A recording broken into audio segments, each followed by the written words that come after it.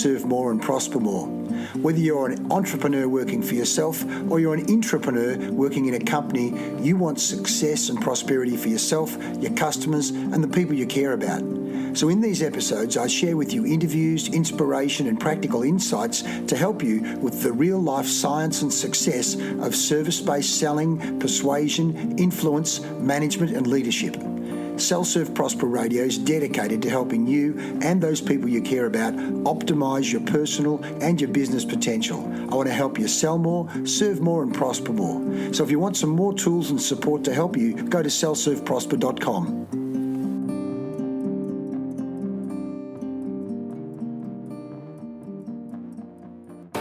Sell, Serve, Prosper Radio with Leigh Farnell. Okay, well, here we are sitting in the office of Glen Moora of MyBrand Digital. Glen, thanks so much for agreeing to be part of this Sell, Serve, Prosper podcast. Yep, thanks, Leigh. Now, mate, you don't know much about this, but Sell, Serve, Prosper Radio is about putting tools, ideas, inspiration into the hands of CEOs, entrepreneurs, sales managers, people that want to sell more, serve more people so that they prosper and their customers prosper. Now, mate, you, I know, have been in sales and marketing for a long, long time, so I wanted to get inside your head to go, what works, what doesn't work, what are you up to these days, what's working for you and your clients, and let's really help others sell more, serve more, and prosper. So, mate, Glen, can you give our listeners a bit about your background in the area of sales and marketing? I know this could be, that itself could be hours of background, but give us your background when it comes to sales and marketing so people understand where you've come from. Yeah, okay.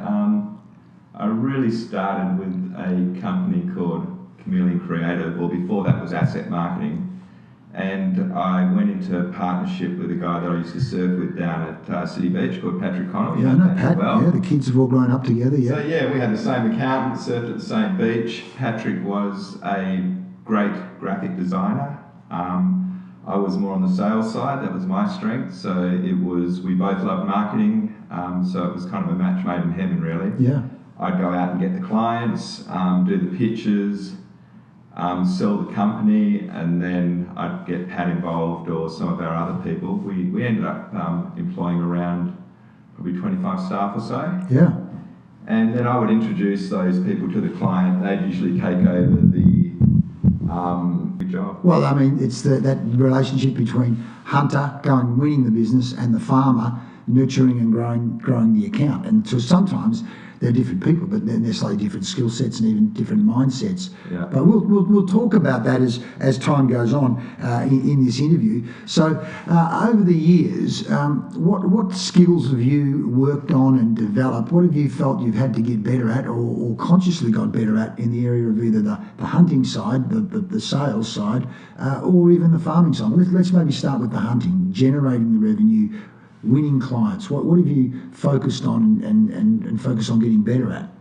Yeah, I think I've learned over the years not to be too pushy, to become friends with people. I think that's what it's all about. Yeah, become friends with people. Absolutely. I've never really pushed in sales. I've always given people space, given them the opportunity to allow me to come back. If not, I usually don't come back. And I've really learned to be very patient, and I've learned to be very persistent. Yes. You have to be persistent. You just because quite often some of my best clients have been people that I've spoken to for 4 or 5 years. Yes. And the time has just been right, I've called them at the right time. And all of a sudden they go, I'm not happy with the person I'm using, or there is an opportunity, we do need something, I'll give you a go. And I think the best one is when you call people and they promise you things and they don't deliver. Yes. Then you call them again and they feel so bad about it after a while that they actually end up going, Jesus, I've got to give this guy some work. Yeah. I've let him down that many times. Yep. And I don't mind that. It doesn't worry me. Some people take it to heart. For me, it's not a problem. I understand everyone's busy. I understand how it works, and they play their game, I play my game, and quite often it works, And we build a relationship, and off we go. And some of those clients, like I said, I've spoken to for 5 years, And I've sat there and I'm looking at their number and I'm going, oh, should I call this guy? He's just going to let me down again. But I am persistent, and I always want to win, I suppose, is my character. And that's probably a negative as well, because I think I have stuffed around with people for way too long. But I just, it's like a challenge. I've got to get this guy. I know he's going to come. I know he's going to work for me one day. I'm going to prove that I can do the right thing by him, whatever. And then they become your best clients. Yes. Quite often. Yes. Not always, but quite often. Yes. And then you have this amazing long relationship, and you go, Jesus, I'm so glad I made that last phone call, Right. Isn't that amazing? I mean, first of all, talking about marketing, lead generation, you've been involved in some of the material we developed over the years, the R factor, which says the relationship is frequency times quality of contact. And so by you making frequent contact with the person, as you say, the other point being is that not everyone is in the market today for your products or services or my products or services, but sometime in the next 1, 2, 5, 10 years, they're going to be in need of marketing, they're going to be in need of sales, they're going to be in need of chairs or shoes or cars or whatever the product or service is, financial planning. And so the 2 points you've made there, patience and persistence. That just, I'm going to keep making those calls, I'm going to stay in touch, I'm going to leave up to my side of the agreement. Of course, that's the other thing there. What you're saying is if someone has actually let you down, somewhere in there is the power of reciprocity kicking in. We often talk about the work of this guy Robert Cialdini, talking what's the psychology of influence, and that's one of them is reciprocity. If you've done something for someone, somewhere in their being, somewhere in their human nature, they're wired up to go, geez, he's done all this for me, I've got to do something back. So, exactly. It's exactly how it works. And I think also just to be a nice person, if you don't push them. So when you do call, they go, they remember you and they go, oh, he was a decent guy. Yes. He didn't hassle me, he didn't push me. I'll talk to him again. Yeah. The likability factor. I mean, again, Likability. Cialdini talks about that part of influence is if people like you, they're far more likely to say yes to you. It's much easier to say no to someone you don't like, the person's been rude or abrasive or abrupt or pushy or any of those things, yeah? Yeah. So let's just talk. You're involved in branding, and you've always been involved in branding. So tell me, what's your definition of branding? What's the goal of branding? And I know you're a very visual person as well. The number of times in the past you've used the word beautiful. How I know you love beauty in branding. So can you talk about that a bit? What's your view of branding? When you're talking to a client and pitching, what do you say to them about why bother branding or why upgrade their brand? Yeah, for sure. Look, a brand is a perception. So when you think of a company name like Bunnings, for instance, what a horrible name. Mm-hmm. But it's not the name, it's the vision, the visual side of it that's in your head. You think about that company and you think, okay, they have this massive store of all these things, like a candy store, what a great place to go on the weekend and buy stuff. Mm-hmm. So that's what a brand is. And then obviously the brand has to, the logo or the design has to then match that brand. So for instance, if you're a bank, it has to look very corporate. The fonts have to be very corporate. If you're a WA Selvage, you use yellow or something like that. You're cheap and nasty, you use different fonts. Fonts and colours. And different designs, Yep. Quite often colours, designs, fonts, all of that sort of thing. So, So a premium brand, people where you're selling Rolls Royce or high margin or high ticket, that look is going to be different, as you say, than someone saying, well, we're the reject shop or we're a $1 store. You only have to spend $2 when you come. It's a different set of colours, a different set of fonts. Exactly. And I think also, a brand is like fashion. So you'll notice that brands and logos and things have changed over the years. It used to all be uppercase. These days, like Google, it's all lowercase. There's lots of colours. It's funky. So it is like fashion, and you do have to look at your logo. You can't have a logo for 20 years because it will start to look really old. Mm-hmm. And you see all the banks, NAB and all of that, they're always, National Australia Bank, it's now NAB, lowercase, NAB. Still scumbags, but, they're things to think about and to always be updating. What we call that revitalisation. So if you've got a brand, we can go in and we can just revitalise that. Yes. And that might, and I don't like to change things obviously completely, but you can do small tweaks. So you might start to just tweak with the fonts a little bit, because you look at the fonts and you go, that's old, we'll just tweak with the fonts. We might change some curves on the logo, whatever it may be. And then there's companies that might look old and tired and they go, Jesus, we want to refresh, we can go out to the market and say, hey, we're back.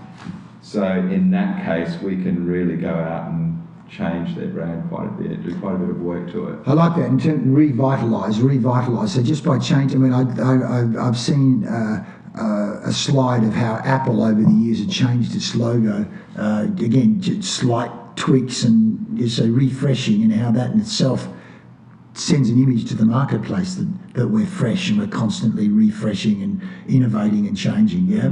Can you give me? Is it okay to give me a case study of someone you've been working with, or one of the case studies that you're proud of that you're able to talk about? So, geez, that client, we did a good job with those guys. And obviously, you do a good job with them all, but one that might jump out as a case study or an example of going. Now, there's an example of how refreshing and revitalising a brand made a difference. Can you give me an example of that? Yeah, I've got a good example. There's one called ER Strategies. And they work in the human resource sector for the franchise industry. And they had this real, like a big capital E, capital R, a box, the E and the R were inside this box, very typical. It just looked terrible. And we turned that into this real funky kind of ERS, so ERS strategies. And all their marketing material, we changed all of that, and now they just look so friendly. And because they are in HR, I think they have to be a friendly brand. So, and the ERS is like a running ERS, like running, riding, so it's lowercase, with a nice little dot and a curve in the. It just looks really fun and friendly. Yeah. And what does that do to their marketing, or who they attract, or what fees they can charge? What does that actually do? I've got a really good testimonial from them, and they've really made a big splash. And they realised they needed to do something different. Yeah. So they brought in this young marketing girl. They brought in a few other people. They brought in us. They changed the brand. Now they're all over social media. I see them every day. I've been speaking to Steve, who runs a business, and I think it's made a huge difference. I think people now look at their brand and go, "Wow, these guys are really moving," Well, let's talk about social media now that you've touched on social media. So obviously there's the look and the feel of any collateral that goes out, and then there's social media. So do you guys at MyBrand Digital advise or help or do anything in the area of social media? Yeah, so the way I work is I have a group of people that work around me.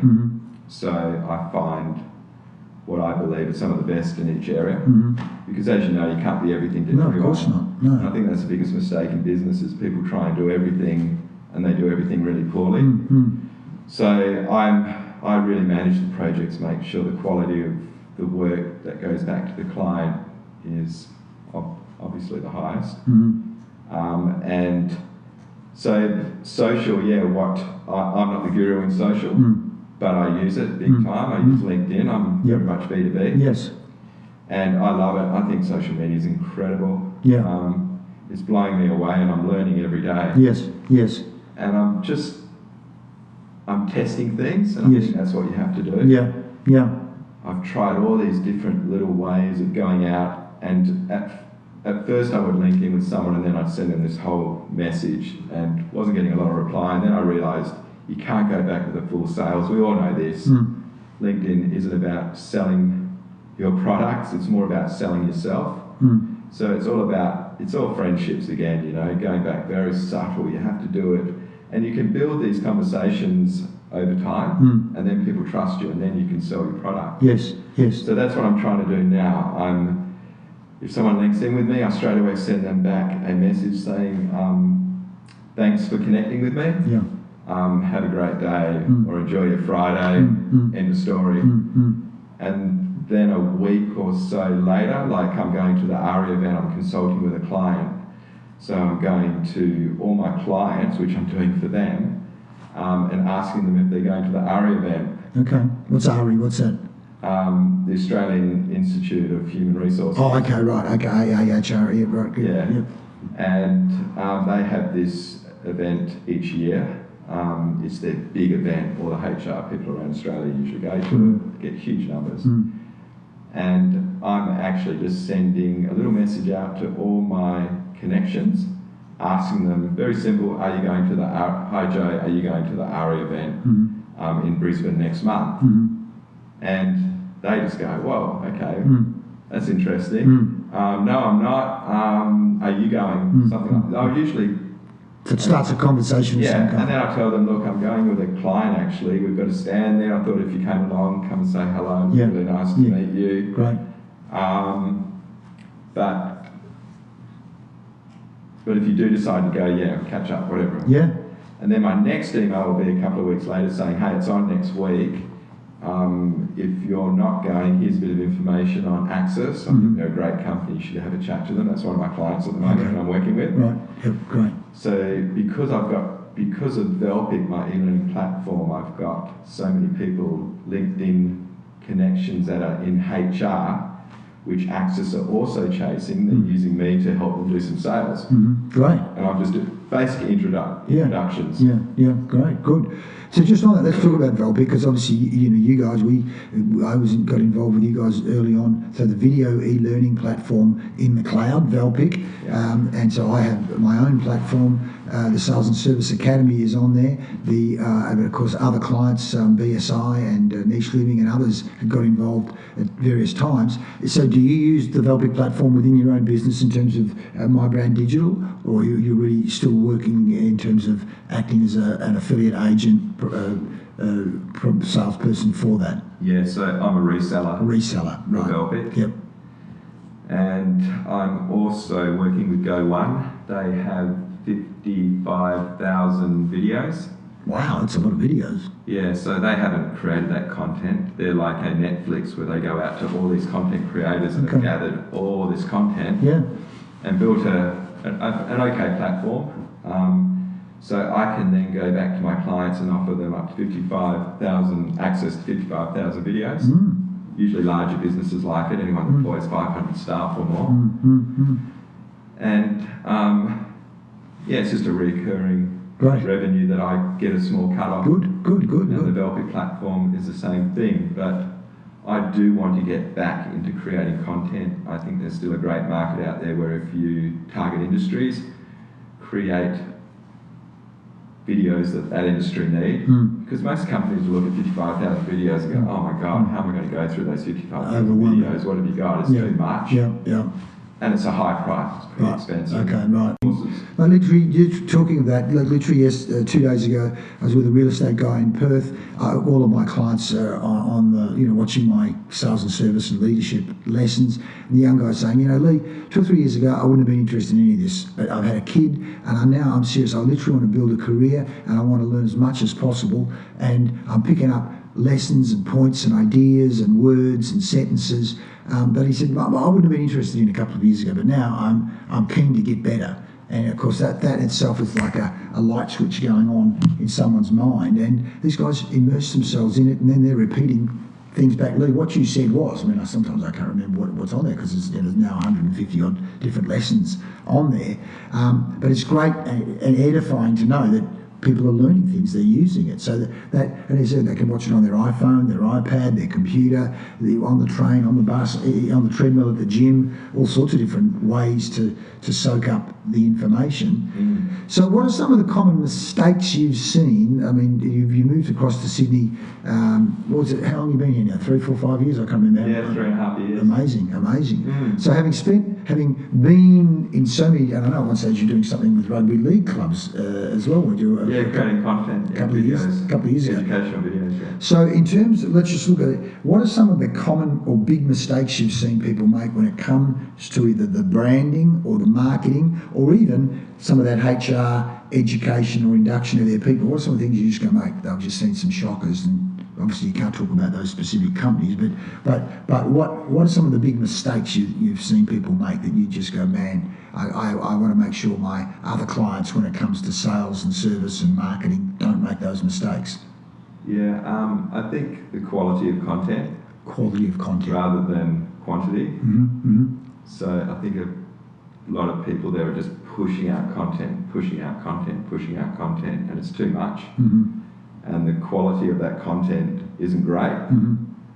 I think it's better to do one bit of content, depends how much time you've got, Mm-hmm. one bit of content a month that's brilliant than 50 bits that are very poor. Mm-hmm. Mm-hmm. Are you talking about me now? No, your content's good. Right. I mean, it's what makes good? education. Let's talk about what then, in your mind, what makes good content? What are some of the criteria for good content versus criteria for bad content? Well, social media is all about education, really. Yeah. So it's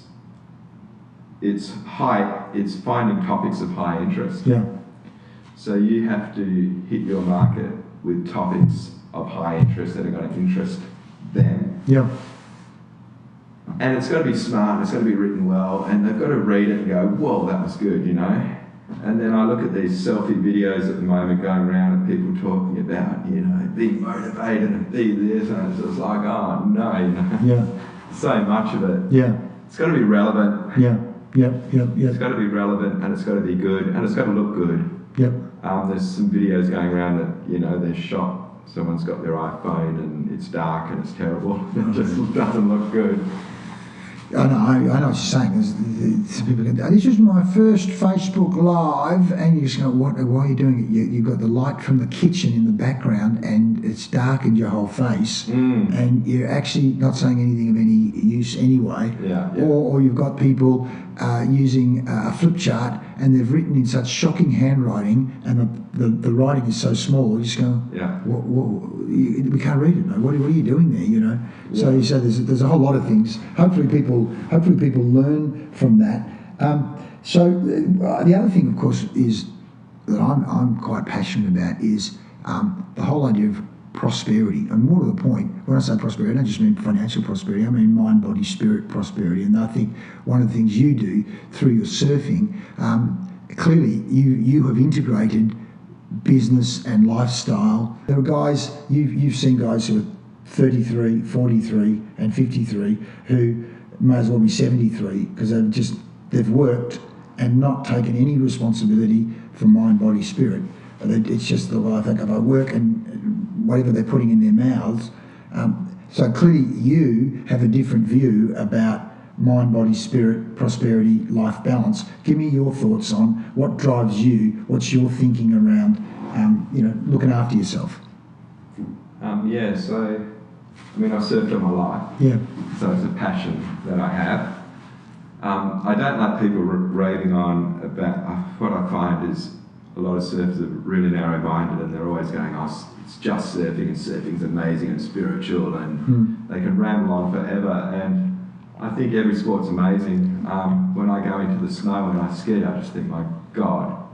And when I was younger, I was one of those people that just thought there was nothing else but surfing. It was just surfing. So when I travelled to Europe or whatever, it was Portugal, it was France, it was where there was surf. Now I'm opposite. I don't care about surfing. If I'm going to Europe, I want to look around and I want to do different things. So I think that's really important to have an open mind. That I watch MotoGP, I'm blown away by it. Just what those guys do on motorbikes. You know, I can sit there and watch them go. My wife says, you know, you just sit there and watch these things go around in circles, and I go, but it's so much more than that. When you see how on the edge they are, and the skills they have on those MotoGP bikes, it's just next level. So I want to be open-minded, I want to do lots of things, but yeah, surfing's a great thing for me because I live on the coast here, northern beaches. So usually I like to surf 3 times a week, and I pick the good days. Some weeks there's nothing, you know, and I won't even worry. I just go for a walk or something each day. But there's nothing better than getting up in the morning at 8 o'clock, working till 12, and then just taking a couple of hours off, going for a surf, coming back, doing, another 3 hours. So that was good. But yeah, I love it. It puts a smile on my face. It keeps me happy. And your work, as I said, in terms of branding and images and fonts and colours, it's a creative process. Let alone that it takes energy. It takes energy to actually get on the phone and go to meetings and communicate with passion. And as you say, pitch ideas to clients. That takes energy. And when you're sitting up there coming up with ideas and analysing a client's brand and you're going, how do we do something better and more creative and revitalise the brand? Well, it's almost like you need, just as I do, daily revitalisation. Because in other words, how do you revitalise others if you're not revitalising yourself? Yeah, so true. So true. So that a whole idea of brand revitalisation is so critical, because, as you say, it's about perception. People are making up their minds about you, your company, your brand, your business, way before they even. In fact, funnily enough, David Green of DG Global is a big event organiser, and I did some work with him a few weeks ago. And we've known each other since probably the late 80s, I think. And again, he is very visual in terms of staging, production, and lights and colours and stuff. He's gone, Farnsey, that website, it looks like something out of like 1985. Thanks, Greenie. But because in other words, he's giving me honest feedback that if he says it, others are going to be seeing exactly the same thing. Yeah. And I'm sure I've got a little lazy. I'm going to have to do something about it. In fact, he's going to do something for me about it. But I'm sure many people just slide into that laziness. Well, I've got a website. Yeah, but as you say, how long has it been there? When was the last time you had your logo looked at? So just on that, how often would you recommend people take a look at their logo and their branding if we're talking about revitalising? Once every 5 years, 10 years, 2 years? Yeah, I think 3 to 5 years. Every 3 to 5 years. Yeah. To refresh it and revitalise. Yeah. Yeah. Definitely. In the world of the internet, as they say, the world of the internet, if a dog year is, 1 year is 7, the world of the internet, I forgot what the number is, but it's like things are changing at such a much more rapid rate. Probably the need to revitalise probably happens at a more rapid rate as well. Yeah. What do you think? Yeah? Yeah, definitely. What's also I'm thinking about, years ago we did some work with cash converters, and a guy called Simon Martin was in charge of the branding and the marketing for cash converters, and he was saying, we need to make sure that all the ads follow the corporate style and don't do your own thing. And we went to a conference, and I'll never forget him showing 2 ads that a couple of franchisees had just made up. I think one guy might have been from Newcastle and one guy was from somewhere else. And one of them, their daughter or somebody had drawn this cartoon of like a big-eyed, big-breasted girl with a diamond ring glowing. And it just looked cheap, nasty. It literally looked like a kid had drawn the cartoon. And Simon said, we're spending hundreds of thousands, if not millions of dollars on advertising and branding, and also this person up in North Newcastle is devaluing the value of the brand. Over the years, I know you guys in branding talk about, what is it called when they have It's like a style guide. A style guide, that's right. So I know the bigger companies, even when it comes to PowerPoint presentations and other, they've got, this is the style guide, don't go outside that template. Is that the sort of thing you guys do? Yeah, for sure. As well? Yeah, for sure.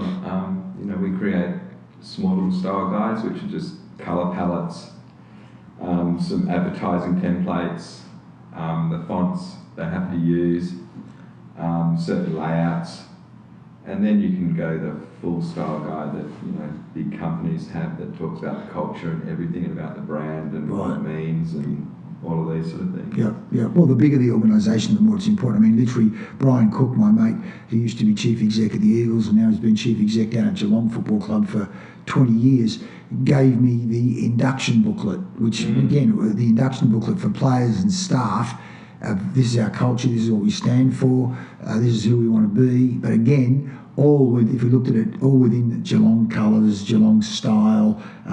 It was I mean, these days, football teams talk about the brand of football we want to play, not just the colours on their jumpers, but the brand, because it encapsulates culture and behaviour as well. Yeah, sure. Have you got clients where you've seen how that culture comes into their material? Or can you give me an example of one of those, a case study of some kind? Yeah, we develop e-learning content as well. Right. So we did an induction for John Holland. Okay. And they're a really slick company actually, and they already had a style guide put together, and they came to us and they wanted a general induction developed. And the induction talked about everything about the culture in the company and how they look after their staff for their most important asset. And the owner, it was John Holland, but the new CEO, he talks on the video, talks about the company, and then there's a piece on there about the founder, John Holland. Right. And he was a smart guy, and it's quite incredible what he achieved. And it's like a whole story about the company and the culture, and it's just like, it's brilliant. I mean, if I was employed by that company and I watched that video, I'd be going, wow. Yeah. I'd straight away go, these guys are slick. And that's what blows me away is these big companies, they have a certain induction day. So someone, let's say it's at the end of the month, because they're big and they have someone that stands up and talks to everyone. So quite often they'll have someone that joins a company and sits there in an office for 4 weeks. Yeah. Knows nothing about the business. Yeah. I mean, the guy's probably had to jump on the website and learn about the company himself. Yeah.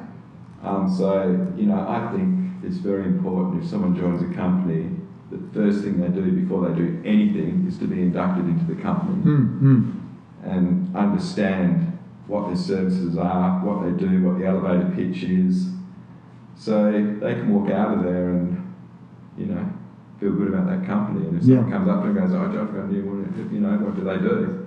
You can actually go, wow, they do this, they do that, and they've got offices all around the world, and they've got 4,000 staff, and they've got these massive trucks that work up north, and they're also into construction all through Sydney, and rather than, I'm not really sure what they do, I think they're pretty big, it looks pretty interesting, I'll probably find out.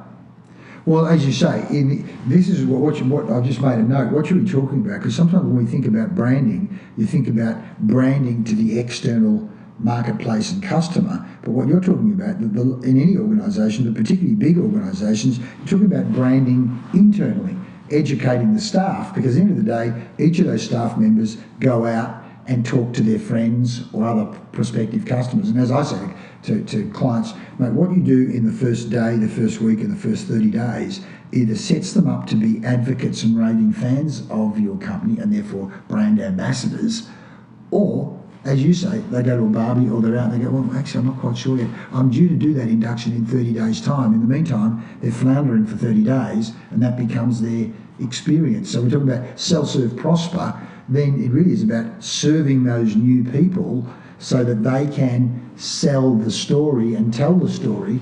And so, as you say, it's the internal branding as much as it is the external branding. Yeah. Well, here's me selling the brand, so you're doing something right. That's right. So you've taken the Kool-Aid. That's good. You've created the Kool-Aid. I like that Kool-Aid so much. Yeah. Because the other thing we talk about now in with all social media is everybody has a personal brand of some kind, because whether it be my daughter or you or me or anyone, you can go straight to their Facebook page, straight to their LinkedIn page, straight to their Instagram account, and you're going to get a very good insight into that person. I said to my daughter once, I said, Grace, every photo that's of you on Facebook is you holding a glass of wine. Looks like all you ever do is drink, But at the same time, we say, so now there's the 3 Ps: personal branding, product branding, and company branding. All that branding is going on simultaneously now, isn't it? People need to be conscious of that, the science of getting it right. I was thinking about this yesterday, and you don't even go to company LinkedIn sites. No one does. It's all personal brands now. So you've got to make all these people in your business the ambassadors for your company. Yeah.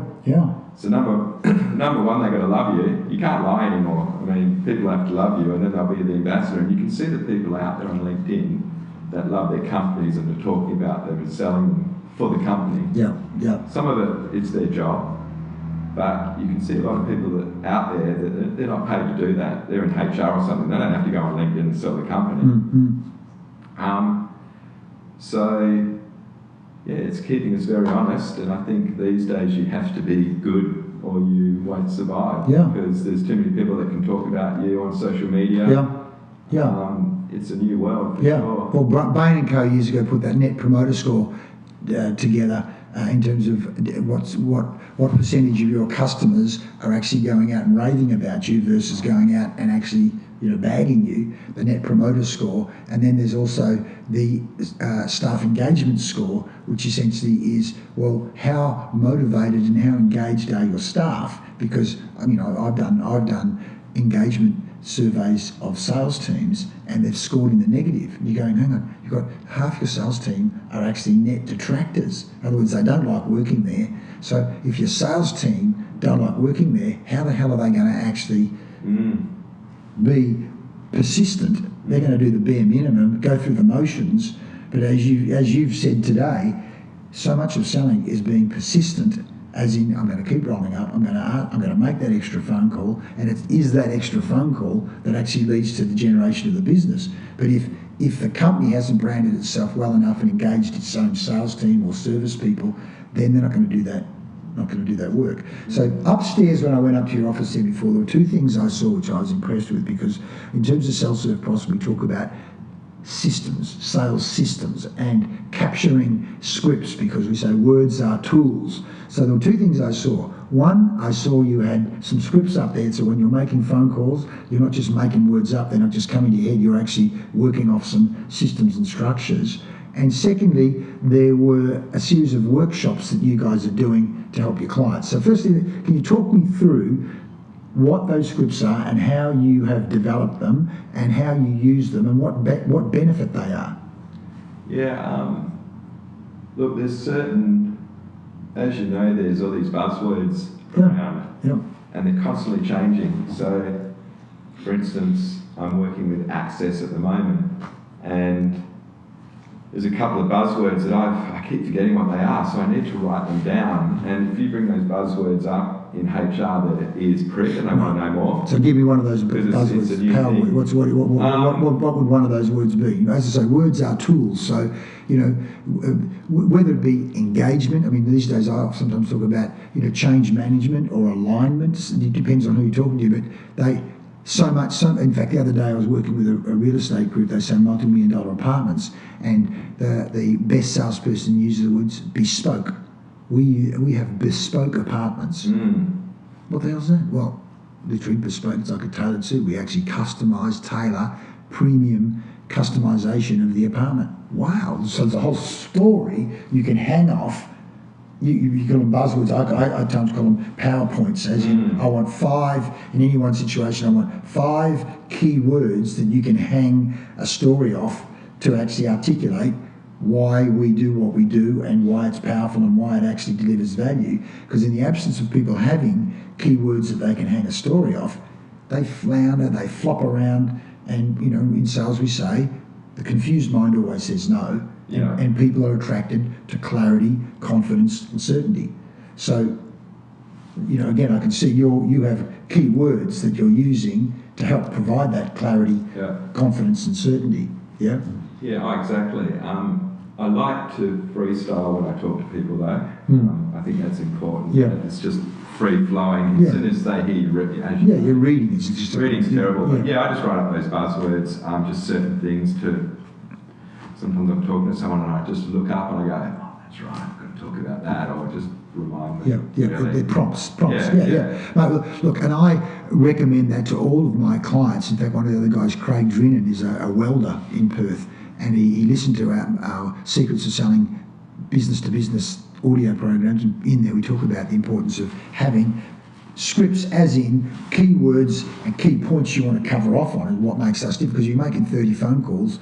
If you don't have some kind of framework, the first phone call and the 30th phone call are going to be completely different. So having some structure is better than no structure. And this guy has just gone from strength to strength, because I said, mate, I want the script laminated, so you got it in front of you like you've done. So he's got it there, and then also what are some of the common objections that they face? Okay, well, what are you going to say to those? Rather than go, oh, darn it, I've never heard. I need to think about it, or that's too expensive, or gee, that sounds a lot, or whatever it happens to be. Have some responses there that you're not just making it up on the spot. Yeah. One of the things I've done, talking of branding, is you might have seen some of them on Instagram, different quotes and thoughts that I have, or lines that I hear, and I've given them to an artwork person to put into like a little poster. And one of the quotes was Bruce Leigh saying something like, I'd rather fight a man that, now I've got to get it right, but the biggest fear is fighting a man who's practiced one kick 10,000 times. Like where guys just drilled and drilled and drilled.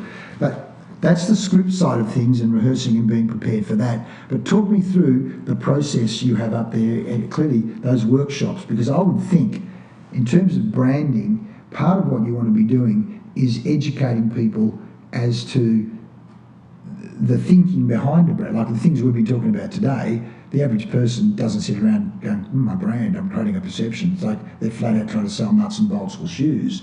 So what goes on in some of those workshops? What's the process you use, and why do you do that? I mean, firstly, we would look at why someone's in business, Yep. And what's unique about what they do, and the offering they have, and what makes them kick during the day, all of those sort of things. And then we talk about the language. So what is the language? We look at the target markets, and then we look at the language that we're going to use for those markets. Yep. And I think the language is really important, and working out where these people are, where do they hang out, what do they do, what's the language that we're going to speak to them. So there's about 3 workshops involved. Are they half-day workshops, one-day workshops? They're a couple of hours. Couple of hours each kind time. of end it with the customer journey. So how does that customer journey look? Nice. So they go to a certain place, they want to download a certain thing that's written in the language they love to read, and they go to the website. They can put it in, just creating journeys. Yeah, great. Or funnels, whatever you want to call them. Great. I mean, the journey basically gets them to a funnel that pulls them in. Great. So it's systematised. There's all a structure to it. Yeah. And again, but there's a lot of thinking behind it. It's not just, hey, let's just go and throw some things on LinkedIn and let's go and do this, and it's very thought out. Yeah. It's a full journey. So an integrated customer journey. Yeah, and I have a couple of girls that I work with. They're both brilliant. One's a great facilitator, like yourself, so she'll get in front of a group of people, and then I have another girl, Kat, who's more strategic, and then there's myself, and we'll work with maybe 3 or 4 people. And Jenny will just get up on the whiteboard and just write everything down. All we're doing is just taking photos, and then we go back with a whole document.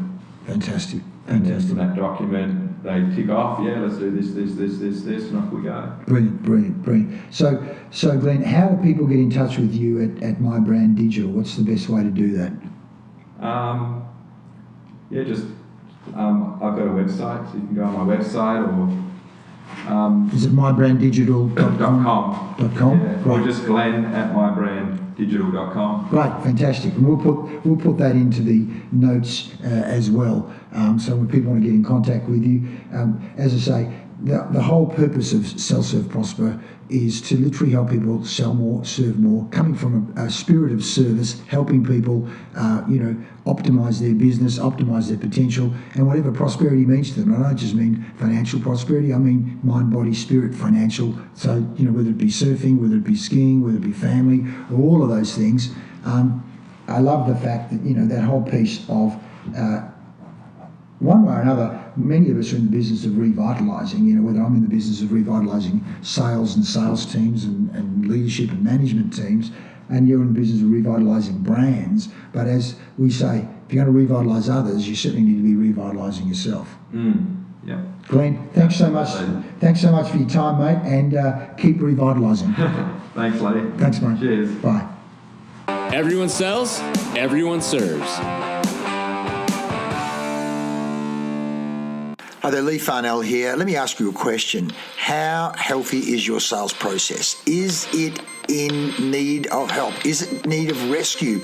A sales SOS. If you're not getting enough sales, you're not getting enough leads, you're not getting enough conversions, you're selling on price, if your people are struggling, if you've got too high a staff turnover, if you're pulling hair out or you've got no hair to even pull out, like me, then do take advantage of our free sales assessment. Listen to the SOS. It's valued at $697. We're going to review your sales system, give you a report, go through the 10 Ps that we look at, everything from prospecting, promotion, positioning, pitch. There's 10 key areas you really do need to look at. We call them the 10 Ps, and get your sales process out of SOS. We want to help you turn your sales around, make what you're worth.